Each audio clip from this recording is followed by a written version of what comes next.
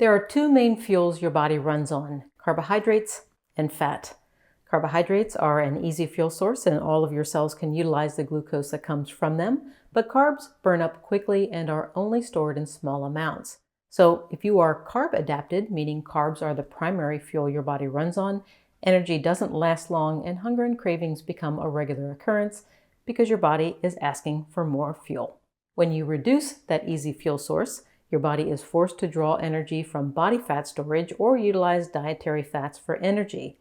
There are many perks that come from reaching this fat-adapted state, and anyone can get there by changing their food choices and eating schedule. But how do you know you're on your way? This video shares 7 signs you are becoming fat-adapted. Dr. Stephen Phinney, who is credited with coining the term, states that fat adaptation occurs when you have restricted carbs enough to induce an increase in fat burning. Carbohydrate restriction is achieved by following a low-carb diet, and you can help the process along by depleting stored glucose or glycogen through intermittent fasting and exercise. But this shift takes time because your cells must actually adapt to burning fat. So you have to be consistent with your diet and stay motivated. One of the keys to staying motivated is seeing continual evidence that your plan is working. So here are the signs to watch for that indicate your body is becoming fat adapted. Keep in mind that fat adaptation is an actual change that takes place in the tiny mitochondria of your cells. There is literally a shift in the mitochondrial machinery, if you will, to the point where they are now set up to burn fat more efficiently, or at least as efficiently as carbohydrates. With that new flexibility, there is no longer a demand for dietary carbohydrates, so it makes sense that your desire for carbohydrates goes down when you are fat adapted. Therefore, the first sign of fat adaptation is decreased cravings for sugar and refined carbohydrates. Now, the intensity of a craving cannot be objectively measured. However, you will notice a distinct change, and it is very freeing when it occurs. Sugar and refined carbs are very sweet. When you spend time away from them, you not only reset your mitochondrial machinery, but also allow your taste buds and brain chemistry to recover from the intensely sweet assault of those processed carbs. And you will no longer desire them like you once did. Now, granted, these foods are addictive, so I am not going to tell you that you will suddenly be repulsed by them, but you will desire them less and develop what I call a calm indifference about them. As many of you have heard me say in the past, I was a sugar addict and I have the cavities to prove it. Today, I can take or leave a cookie or similar snack, and in fact, pure sugary things taste so sweet that they are no longer appealing. And this is not unique to me. If you've noticed this take it or leave it calm indifference to foods you craved in the past, please share a comment so others can see that it can also happen for them. When you are carb adapted, you have energy, but it burns up quickly, so you feel the need to constantly eat.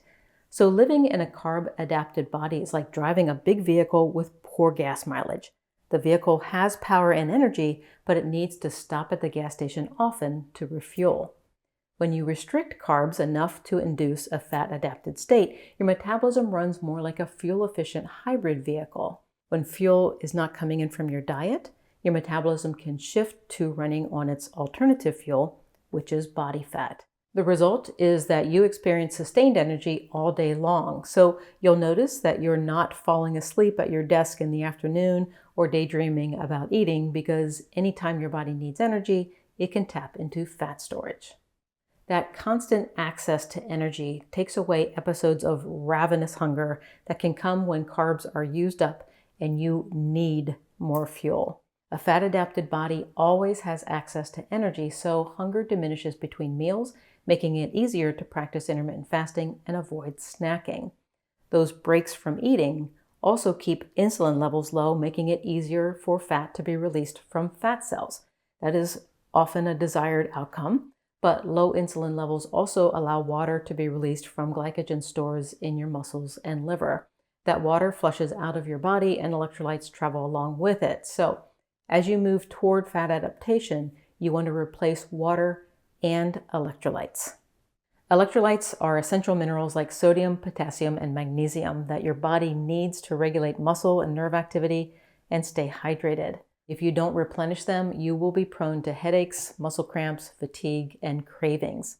You can replenish electrolytes by choosing mineral-rich whole foods, but the easiest way is to use an electrolyte supplement. I use lmnt. I have been following a low-carb diet for years and have always supplemented it with electrolytes. However, at the start, I looked at taking in electrolytes like taking a pill. It was just something I had to do to feel good.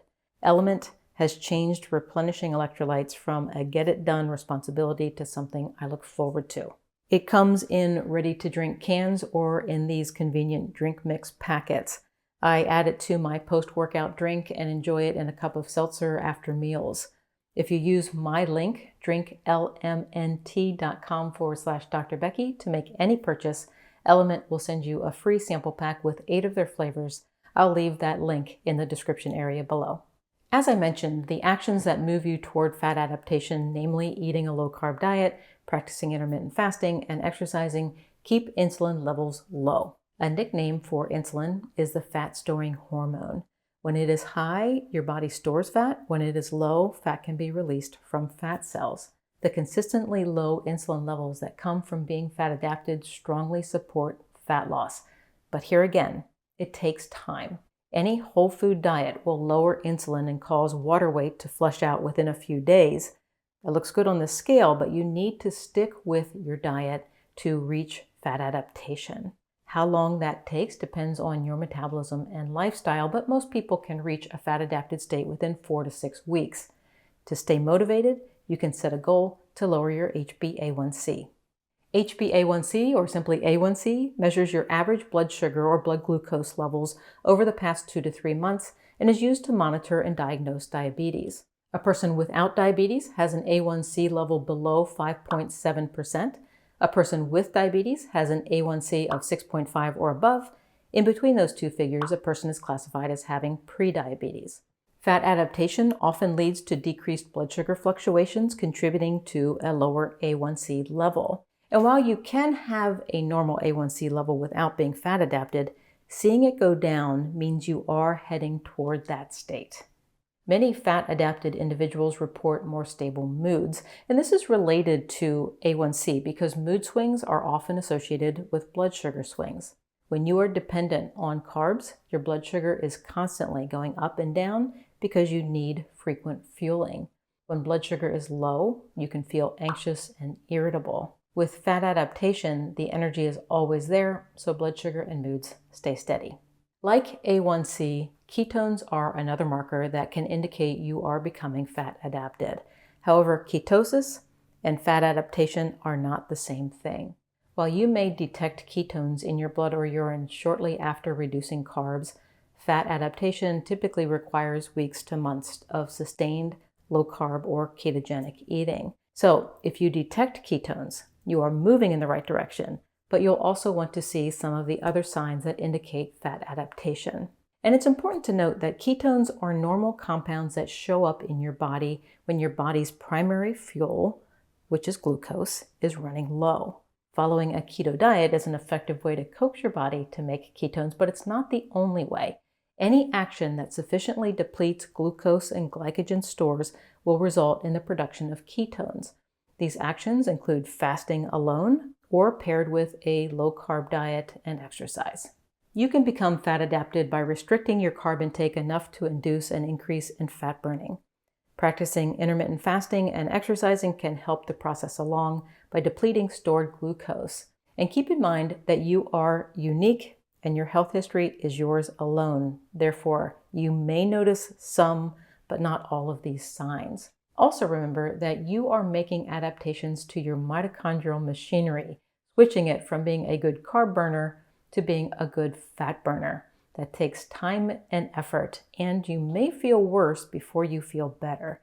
But stay consistent, and within 4 to 6 weeks, you will be seeing the signs of fat adaptation, including a reduction in carb cravings, stable energy, reduced hunger between meals, easier fat loss, decreased risk of diabetes, stable moods, and the presence of ketones. If you found this video helpful, please give it a like, share it with your community, and click the subscribe button to join my community. Thank you for watching. Have a great rest of your day.